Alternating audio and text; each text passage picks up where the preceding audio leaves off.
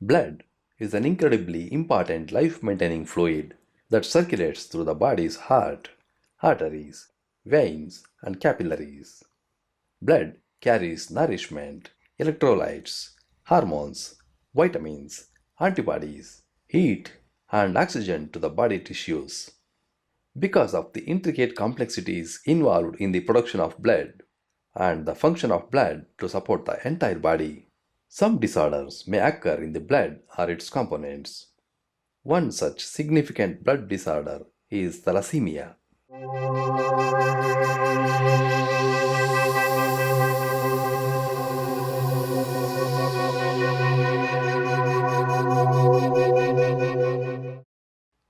Thalassemia is a blood disorder passed down through families in which the body makes an abnormal form of hemoglobin, the protein in red blood cells that carries oxygen. The disorder results in excessive destruction of red blood cells, which leads to anemia. There are an estimated 60 to 80 million people in the world carrying the beta thalassemia disease alone. This is a very rough estimate. The actual number of thalassemia major patients is unknown due to the prevalence of thalassemia in less developed countries. Countries such as India and Pakistan are seeing a large increase of thalassemia patients due to lack of genetic counseling and screening. There is growing concern that thalassemia may become a very serious problem in the decades to come, one that will burden the world's blood bank supplies and the health system in general. About 9,000 thalassemia patients are born every year in India. These children suffer from many health consequences like chronic anemia, gross facial deformity, poor growth, etc. Causes of thalassemia. Hemoglobin is made of two proteins, alpha globin and beta globin. Thalassemia occurs when there is a defect in a gene that helps control production of one of these proteins. Thalassemia, it's a complex group of inherited disorders. There are two major kinds of thalassemias. There's alpha thalassemia and beta thalassemia. Beta thalassemia, it's of three types. They have the major, the minor, and the intermediate. But the children who require most of the transfusions or hypertransfusions are the children who suffer from thalassemia major. Thalassemia major occurs when a child inherits the defective gene from both parents. Thalassemia minor occurs when a child receives the defective gene from only one parent. Persons with thalassemia minor are carriers of the disease and usually do not have symptoms. Children born with thalassemia major are normal at birth but develop severe anemia during the first year of life. Usually the symptoms begin since the time they are 6 months of age, because by the time they are 6 months, they have the fetal hemoglobin, which is enough for them to survive without any clinical symptoms. After 6 months of age, they require chronic transfusions to survive and live. Symptoms. The symptoms of thalassemia major include bone deformities in the face, fatigue, growth failure, shortness of breath, and yellow skin or jaundice. Exams and tests. A physical exam may reveal a swollen or enlarged spleen. A blood sample will be taken and sent to a laboratory for examination. Red blood cells will appear small and abnormally shapen when looked at under a microscope. A complete blood count reveals anemia. Coming to the complications of thalassemia, the complications are without the therapy and with the therapy.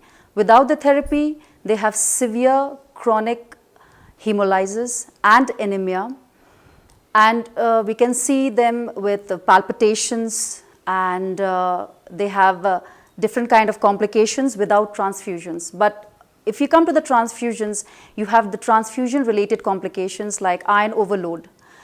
Now the major organs that are affected by iron overload are the heart, the liver, the pancreas, and the pituitary gland, which is in the brain.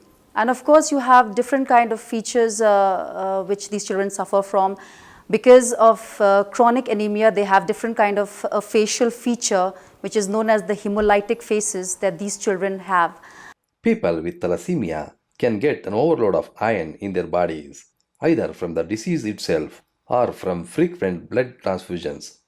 Too much iron can result in damage to the heart, liver, and endocrine system, which includes glands that produce hormones that regulate processes throughout the body. The damage is characterized by excessive deposits of iron. Without adequate iron chelation therapy, almost all patients with beta thalassemia will accumulate potentially fatal iron levels. Infection. People with thalassemia have an increased risk of infection. This is especially true if the spleen has been removed. Bone deformities. Thalassemia can make the bone marrow expand, which causes bones to widen. This can result in abnormal bone structure, especially in the face and skull. Bone marrow expansion also makes bones thin and brittle, increasing the risk of broken bones. Enlarged spleen. Thalassemia is often accompanied by the destruction of a large number of red blood cells, and the task of removing these cells causes the spleen to enlarge. This can make anemia worse, and it can reduce the life of transfused RBCs. Severe enlargement of the spleen may necessitate its removal. Slowed growth rates. Anemia can cause a child's growth to slow. Puberty also may be delayed in children with thalassemia. Heart problems.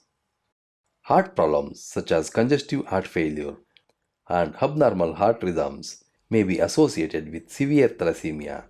Coming to the treatment, we have the supportive treatment, which comprises of hypertransfusion, that is blood transfusions, and then you have kind of supportive therapy as well. You have hydroxyurea and butyrates, which increase the fetal hemoglobin. Treatment of thalassemia depends on severity of the condition. Moderate thalassemia may be treated with blood transfusions and folic acid supplements. Severe thalassemia may be treated with blood transfusions, folic acid, and medicines that are used for chelation therapy. Less common treatments for severe thalassemia include a bone marrow transplant (BMT) and surgery to remove the spleen.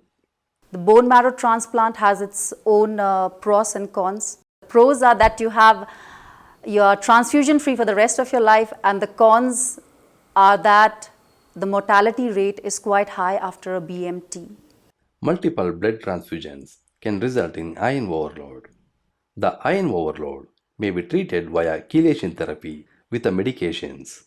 These treatments have resulted in improved life expectancy of person with thalassemia major. Outlook. Severe thalassemia can cause early death due to heart failure, usually between ages 20 and 30. Getting regular blood transfusion and therapy to remove iron from the body helps improve the outcome. Prevention of thalassemia. Genetic counseling and prenatal screening may help people with a family history of this condition who are planning to have children. It is suggested to adopt following prevention policies to reduce affected births by doing blood tests and save resources so that the best possible treatment can be made available for already existing cases. During pregnancy, there are 3 ways to test the fetus for thalassemia status. CVS test done in 8 to 10 weeks of pregnancy. Amniocentesis done in 14 to 18 weeks of pregnancy. Fetal blood testing done in 18 to 20 weeks of pregnancy.